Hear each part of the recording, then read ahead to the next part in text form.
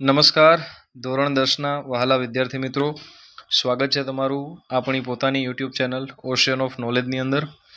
આજે આપણે ધોરણ 10ના વિષય સંસ્કૃતના પાઠ 1નું સ્વાધ્યાય સોલ્યુશન જોવાના છે.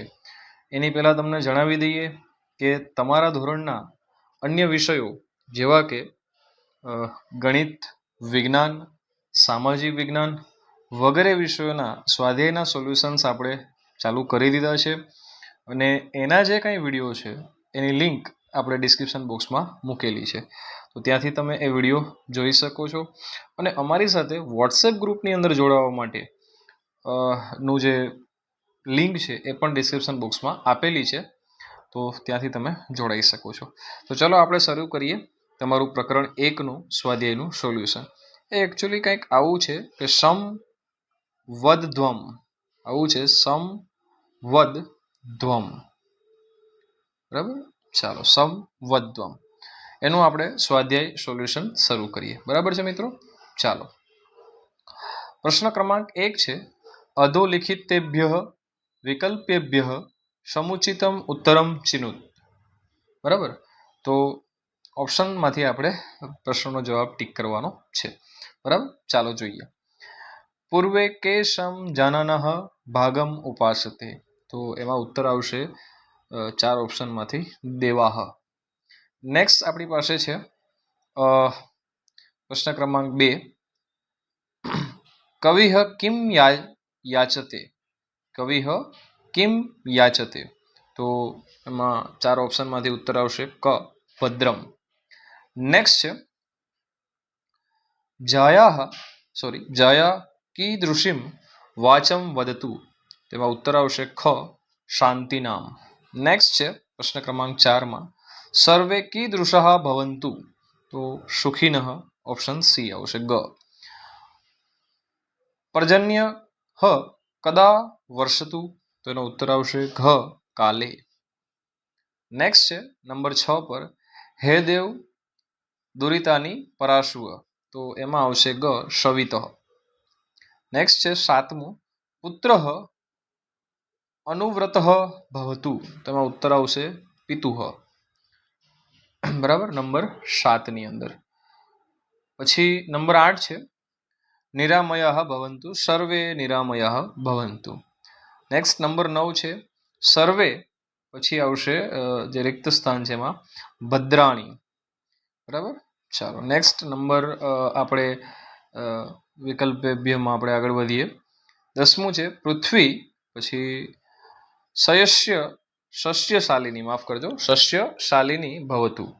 બરાબર, ચાલો. તો અહીંયા આપણો એ પ્રશ્ન ક્રમાંક 1 જે છે એ પૂર્ણ થાય છે. નેક્સ્ટ આપણે પ્રશ્ન ક્રમાંક 2 જોઈએ. એક વાક્યને સંસ્કૃત ભાષાયામ ઉત્તર લિખિત, એક વાક્યમાં સંસ્કૃત ભાષામાં ઉત્તર લખો.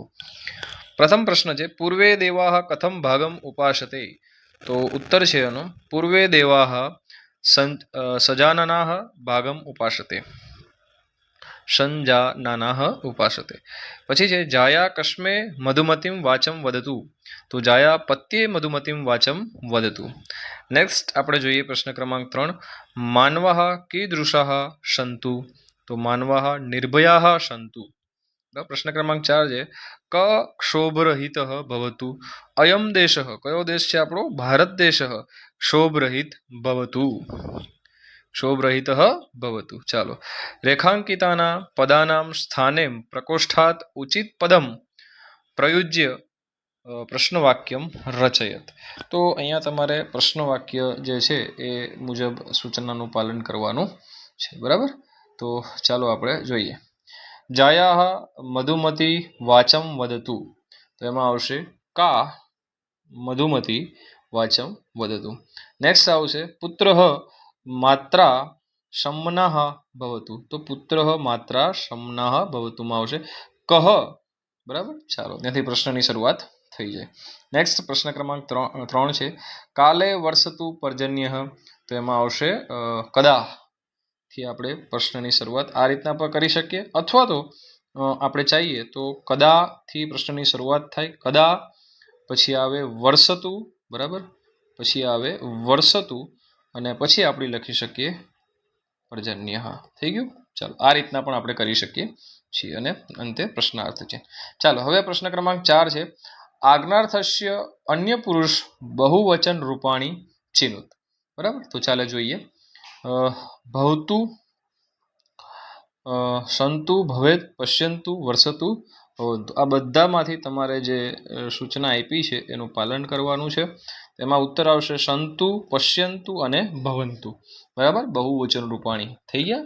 ચાલો નેક્સ્ટ પ્રશ્ન નંબર 5 છે. અધોલિખિતાન પ્રશ્નાન ઉત્તરાણી અંગલ ભાષાયામ અથવા તો માતૃભાષાયામ લિખિત. માતૃભાષામાં તમારે ઉત્તર લખવાનો છે. ઋષિ સૂર્ય પાસે શાની યાચના કરે છે? તો ઋષિ સૂર્ય પાસે યાચના કરે છે, હે દેવ, અમારા બધા દુર્ગુણો દૂર કરો અને અમારા માટે જે કલ્યાણકારી હોય તે અમને પ્રાપ્ત કરાવો. બરાબર છે. ચાલો આગળ જોઈએ. પ્રશ્ન ક્રમાંક 2. પ્રશ્ન ક્રમાંક 2 છે. પતિ પ્રત્યે પત્નીએ કેવી વાણી ઉચ્ચારવી જોઈએ? તો પતિ પ્રત્યે પત્નીએ મધુર તેમજ શાંતિદાયક વાણી ઉચ્ચારવી જોઈએ. નેક્સ્ટ પ્રશ્ન ક્રમાંક 3 છે. ઋષિ બધા માટે શી આશા વ્યક્ત કરે છે? તો ઉત્તર આવશે ઋષિ બધા માટે આશા વ્યક્ત કરે છે કે બધા સુખી અને નિરોગી થાઓ, બધામાં મંગલકારી ભાવનાઓ જુઓ અને કોઈ પણ માણસ દુઃખી ન થાઓ. નેક્સ્ટ છે. સંગઠિત રહેવા માટે કવિ શું કરવાનું સમજાવે છે? તો કવિ કહે છે કે પહેલા જેમ સારી રીતે જાણતા સમાન ગતિવાળા દેવોએ યજ્ઞમાંથી મેળવેલો પોતપોતાનો ભાગ પ્રેમથી વહેંચી લીધો હતો, તેમ બધા સાથે ચાલો, બધા સાથે બોલો, તમારા બધાના મન એક સરખા બની રહો. નેક્સ્ટ, માં કશ્ચિદ દુઃખ ભાગ ભવેત. સુક્તિના આ ભાવને તમારા શબ્દમાં વર્ણવો. એનો મતલબ થાય કોઈ પણ માણસ દુઃખી ન થાવો. આ પ્રાર્થનામાં કવિ સમગ્ર દેશનું હિત અને કલ્યાણ થાય એવી કામના વ્યક્ત કરે છે. આ દેશનો કોઈ પણ નાગરિક ભય વિનાનું જીવન જીવે, બધાને જીવન જરૂરિયાતની બધી વસ્તુઓ પ્રાપ્ત થાય અને બધા સુખી જીવન જીવે, બધા મનુષ્ય પરસ્પર સ્નેહભાવથી જીવન વિતાવે અને એકબીજાના સુખની કામના કરે. આગળ વધીએ. પ્રશ્ન ક્રમાંક 7 છે. શ્લોક પૂર્તિ કૃત. તો હું સીધો જવાબ લઉં છું. સમ ગચ્છધ્વમ સમ વદધ્વમ સમ વો મનાંસી જાનતામ દેવા ભાગમ યથા પૂર્વે સમ જાનાના ઉપાસતે. નેક્સ્ટ છે. સર્વે ભવંતુ સુખિનઃ સર્વે સંતુ નિરામયઃ સર્વે ભદ્રાણી પશ્યંતુ મા કશ્ચિત દુઃખભાગમ ભવેત. ચાલો આગળ વધીએ. લ્યો, પતી ગયું આપણું સ્વાધ્યાયનું સોલ્યુશન અહીંયા પૂર્ણ થાય છે. મળીએ આપણા નેક્સ્ટ